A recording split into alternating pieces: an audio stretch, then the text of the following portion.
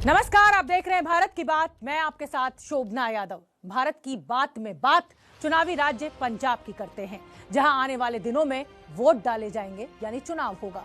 लेकिन उससे पहले आज जो कुछ लुधियाना में हुआ, उसने सुरक्षा के साथ साथ कई और सवाल भी खड़े कर दिए। सवाल ये उठता है कि क्या पंजाब चुनाव को रक्त रंजित करने की कोई साजिश रची जा रही है?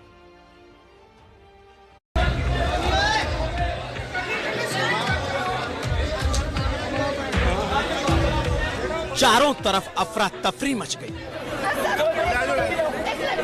गाड़ियों के शीशे टूटकर चकनाचूर हो गए।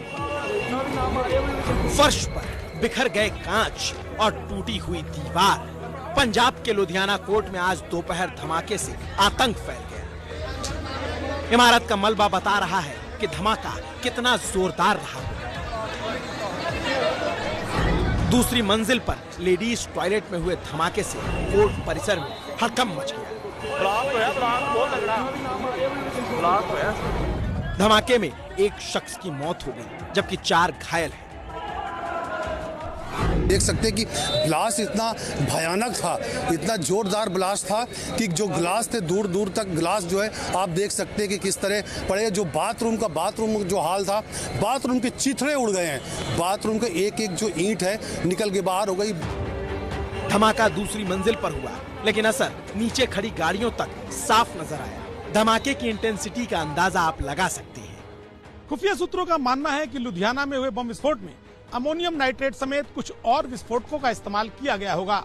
साथ ही जो शख्स यह बम लेकर आया, संभवतः उसने यह बम इंटरनेट देखकर बनाया होगा, क्योंकि जिस तरह से बम ऑपरेट किया गया उससे साफ जाहिर होता है कि यह किसी मंजे हुए खिलाड़ी का काम नहीं है। कोर्ट परिसर में धमाका निश्चित रूप से सुरक्षा में बड़ी चूक का मामला है, लेकिन इस धमाके की गूंज अब सियासत का शोर बनकर निकलने लग गई है। मुख्यमंत्री चन्नी इसे शराब माफियाओं और नशे के खिलाफ हुई कार्रवाई से जोड़कर देख रहे हैं। जिस दिन ਦੇ ਅਸੀਂ ਨਸ਼ਿਆਂ ਦੇ ਪਿੱਛੇ ਪਏ ਹੈ, ਉਸ ਦਿਨ ਦੀਆਂ ਇਦਾਂ ਦੀਆਂ ਘਟਨਾਵਾਂ ਸਾਹਮਣੇ ਆ ਰਹੀਆਂ।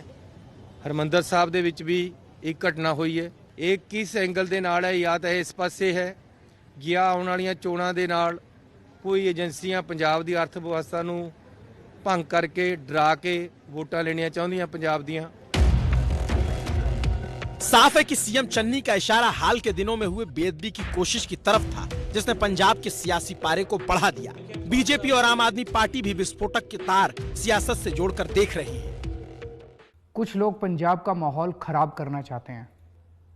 कुछ लोग हर बार चुनाव से पहले इस तरह की साजिश रचते हैं। पिछली बार उन्होंने मौड़ में बम ब्लास्ट करवाया था, पर पंजाब के 3 करोड़ लोग एक मुट्ठी की तरह एक हैं।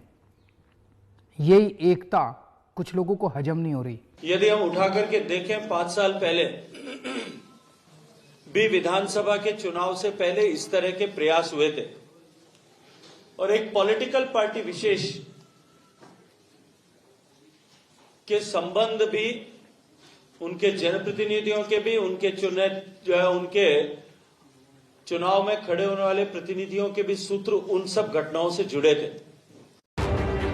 पंजाब कांग्रेस अध्यक्ष नवजोत सिंह सिद्धू ने तो धमाके को लेकर जांच एजेंसियों पर ही सवाल खड़े कर दिए। ये साफ दर्शाता है कि एक खास कम्युनिटी दी पोलराइजेशन दे वास्ते, उन्हां नूं अड्ड करन दे वास्ते, उन्हां नूं डरा के भय तंत्र दे नाल कैसे पासे मोड़िया जा रहा है, जिहड़ा पंजाब दे लई बहुत खतरनाक है। पंजाब इन्वॉल्व नहीं, इहदे च शक दे घेरे च एजेंसियां आउंदियां। अदालत में धमाके को लेकर सवाल उठ रहे हैं कि कोर्ट परिसर में सुरक्षा के इंतजाम क्यों नहीं थे? विस्फोटक कोर्ट के अंदर कैसे पहुंचा? धमाका साजिश के तहत हुआ तो खुफिया एजेंसी क्या कर रही थी? केंद्र सरकार ने कुछ दिन पहले ही पंजाब के हालातों को देखते हुए वहां की सुरक्षा एजेंसियों को आगाह किया था कि इन हालातों का फायदा असामाजिक तत्व उठा सकते हैं। लिहाजा वहां के धार्मिक स्थलों और महत्वपूर्ण संस्थानों पर विशेष निगाह रखी जाए। इस अलर्ट को अभी 7 दिन भी नहीं बीते थे कि लुधियाना में बम धमाका हो गया। अदालत के अंदर हुए धमाके को लेकर केंद्र ने चन्नी सरकार से रिपोर्ट भी तलब की। हालांकि पंजाब के गृह मंत्री रंधावा टोपी ट्रांसफर के खेल में जुट गए। आईबी ने साडे पंजाब पुलिस पहले ही अलर्ट सी, ਆਈਬੀ ਤੋਂ ਪਹਿਲਾਂ ਅਸੀਂ ਜ਼ਿਆਦਾ ਅਲਰਟ ਸੀਗੇ ਸਾਨੂੰ ਪਤਾ ਸੀਗਾ ਕਿ ਜਿਹੜੇ ਅਸੀਂ ਟਾਈਮ ਟੂ ਟਾਈਮ ਇਹਦੇ ਜਿਹੜੀ ਆ ਰੈੱਡ ਅਲਰਟ ਜਿਹੜਾ ਇਸ਼ੂ ਪਹਿਲਾਂ ਹੀ ਕਰ अगर आईबी का अलर्ट था तो पंजाब पुलिस क्या कर रही थी? इस सवाल का जवाब तो सुखजिंदर रंधावा नहीं दे पा रहे हैं, लेकिन देना तो इन्हीं को है। बहरहाल चुनावी मौसम में पंजाब में धमाके ने कई दावों को ध्वस्त कर दिया है और अब सुरक्षा की जगह धमाके को सियासी रंग देने की कोशिश की जा